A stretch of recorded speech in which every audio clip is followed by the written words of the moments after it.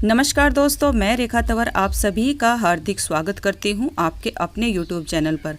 आज की वीडियो में मैं आपको बताने वाली हूं पशुपति व्रत से जुड़े हुए कुछ ज़रूरी नियमों के बारे में। मैंने इससे पहले पशुपति व्रत की एक वीडियो अपलोड की थी। उसमें आपने काफ़ी कमेंट करके मुझसे पूछे थे कि पशुपति व्रत के कुछ नियम हैं, इसमें क्या करना चाहिए, कैसे करना चाहिए।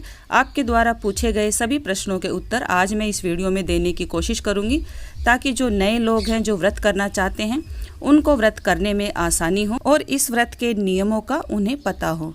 तो सबसे पहले मैं बताऊंगी कि व्रत वाले दिन आप बाल धोएं या नहीं। अगर धोना है तो आप किस प्रकार से धोएं जिससे कि आपको कोई दोष ना लगे। आप व्रत वाले दिन बाल ज़रूर धोइए, लेकिन बाल धोने से पहले आप अपने बालों में थोड़ा सा कच्चा दूध लगाकर आप बाल धो सकते हैं, जिससे कि आपको व्रत वाले दिन किसी प्रकार का कोई दोष नहीं लगता है। आपका दूसरा क्वेश्चन है कि इस व्रत में क्या मीठे चावल की खीर खा सकते हैं या नहीं खा सकते। तो मैंने आपको पशुपति व्रत में बताया था कि इस व्रत में मीठा फलाहार किया जाता है, लेकिन आप चावल की खीर ना खाएं। आप चावल की खीर की जगह साबूदाने सामक की बनाकर खा सकते हैं। अगला क्वेश्चन है आपका कि घर में प्रवेश करते हुए अपना राइट साइड या घर का राइट साइड में दीपक लगाना है, तो आपको अपने राइट साइड में दीपक लगाना है। आपका चौथा क्वेश्चन है कि नारियल को शिवलिंग पर वहीं चढ़ा के आना है या घर वापस लेकर आ जाएं। तो आप नारियल को शिवलिंग पर उधर ही चढ़ा कर आना है, घर पर आपको नहीं लेके आना है, और नारियल आपको पानी वाला ही लेना है। इस बात का आप विशेष तौर पर ध्यान रखें। आपका पांचवा प्रश्न है कि मंदिर अगर बंद मिले तो क्या इस पूजा को हम घर पे कर सकते हैं।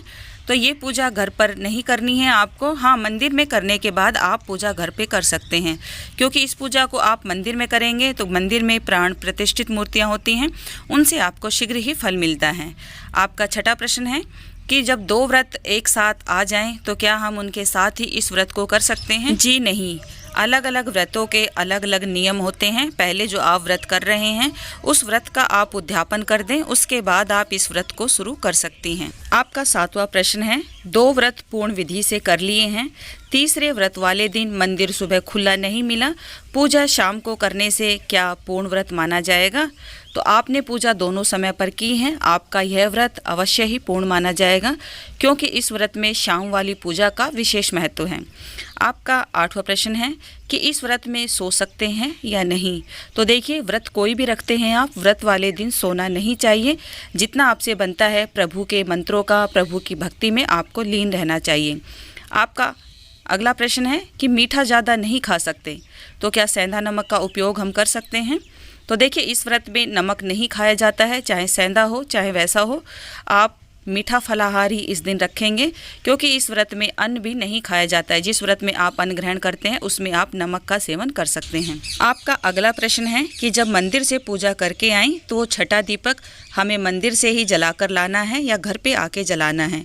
तो देखिए, अगर आप मंदिर से उस दीपक को जलाकर लाएंगे, अगर वो दीपक रास्ते में ही ठंडा हो जाता है तो अशुभ फल का परिणाम हमें मिलता है। आप अच्छे से घर पे आके पशुपति का नाम लेके अपनी मनोकामना को बोल के आप अपने घर के दाहिने हाथ की तरफ इस दीपक को आप प्रज्वलित करें।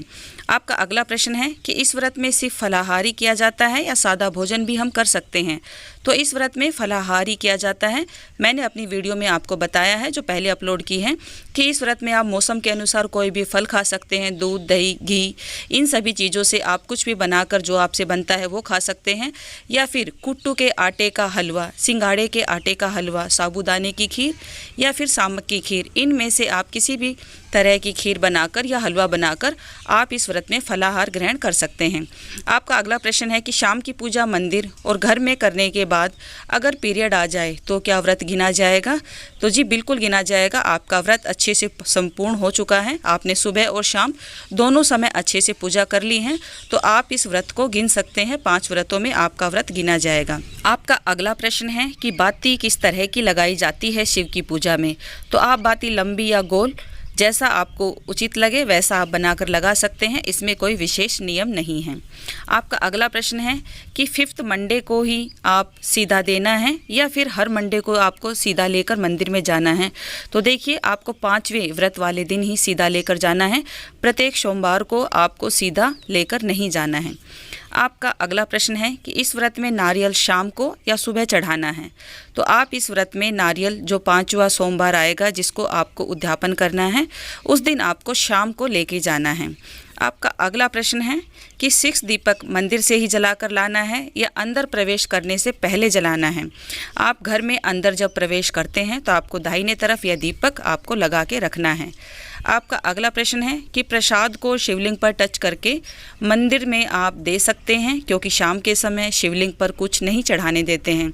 तो बिल्कुल आप ऐसा कर सकते हैं। जो आप फलाहार बनाकर लेके गए हुए हैं उसके 2 हिस्से आप शिवलिंग को टच करके मंदिर में आप किसी पंडित को या पुजारी को दे दें और 1 हिस्सा आप अपनी थाली में लाकर आप अपने घर पे उसे ग्रहण कर लें। ऐसा आप बिल्कुल कर सकते हैं। आपका अगला प्रश्न है कि बेलपत्र हैं वो कटे हुए मिल रहे हैं, अगर एक भी बेलपत्र मिलता है तो क्या उसे ही बार बार धोकर अर्पित कर सकती हूँ?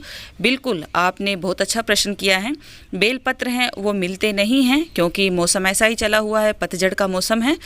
या तो कटे हुए बेलपत्र मिलते हैं या फिर पेड़ पर बेलपत्र मिलते ही नहीं हैं। आपको अगर एक बेलपत्र भी मिलता है तब आप उसी बेलपत्र को गंगा जल से धोकर पुनः 108 बार शिव मंत्रों के साथ आप शिवलिंग पर चढ़ा सकते हैं।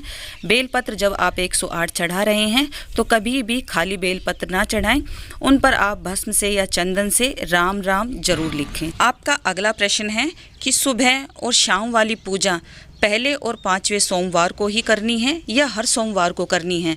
तो आपको दोनों समय पूजा करनी है, क्योंकि शिव जी की पूजा का प्रदोष काल की पूजा करने में विशेष महत्व है। आपका अगला प्रश्न है, अगर वे 5वें सोमवार को पीरियड आ जाए और उस सोमवार को गिनती में ना लें तो क्या वे 6ठे सोमवार को उद्यापन कर सकती हैं? बिल्कुल आप ऐसा कर सकते हैं। अगर 5वें सोमवार को आपको पीरियड आ जाता है तो व्रत आप रखें, लेकिन उद्यापन आपको 6ठे सोमवार को ही करना है। आपका अगला प्रश्न है कि जो दीपक मंदिर से घर लेकर आए हैं तो उसको घर के अंदर राइट साइड जलाना है या फिर बाहर की राइट साइड जलाना है? तो आपको घर के अंदर राइट साइड नहीं जलाना है, आपको घर के बाहर की राइट साइड आपको वो दीपक जलाना है। आपका अगला प्रश्न है कि जो दिया मंदिर से लेकर आना है वो जलाकर लाना है या बिना जले? तो आपको बिना जले ही वो दीपक लेकर आना है और आप अपने घर पर आकर उस दीपक को जलाकर रख सकते हैं। आपकी जो भी मनोकामना है वो पशुपति का नाम लेकर आप अपनी मनोकामना बोलकर इस व्रत को पूर्ण कर सकते हैं। ये थे आपके द्वारा पूछे गए कुछ प्रश्न और मैंने पूरी कोशिश की है आपको कि इन प्रश्नों के उत्तर आपको सही मिल पाएँ। अगर फिर भी आपका कोई प्रश्न है तो कमेंट करके आप मुझसे पूछ सकते हैं। पशुपतिनाथ आपकी सभी मनोकामनाएं पूर्ण करें, आपकी सबकी झोलियां खुशियों से भर दें। पशुपतिनाथ के अगर आप व्रत नियम और पालन से करते हैं तो निश्चय ही आपको उत्तम फल की प्राप्ति होती है। बस इनके जो नियम हैं उनको आप ध्यान में रखें। सुबह शाम का जो आपका फिक्स टाइम है उसी टाइम पर आप पूजा करें। शिवलिंग पर जो वर्जित वस्तुएं हैं वो आप भूल कर भी ना चढ़ाएं। बाबा भोलेनाथ आप सबकी मनोकामना अवश्य पूर्ण करेंगे, ऐसा मेरा मानना है। अगर यह वीडियो आपके लिए थोड़ा सा भी उपयोगी हो तो कृपा करके वीडियो को लाइक और चैनल को सब्सक्राइब जरूर करें। बेल आइकन को भी प्रेस कर लें ताकि पूजा पाठ व्रत त्योहार से जुड़े हुए सभी वीडियो का नोटिफिकेशन आपको अपने फ़ोन पर मिल पाए, आप मेरा कोई भी वीडियो मिस ना कर पाएँ। वीडियो देखने के लिए आप सभी का बहुत बहुत धन्यवाद। पशुपतिनाथ आप सबकी मुरादें पूरी करें। बोलिए पशुपतिनाथ की जय। हर हर महादेव। जय भोलेनाथ।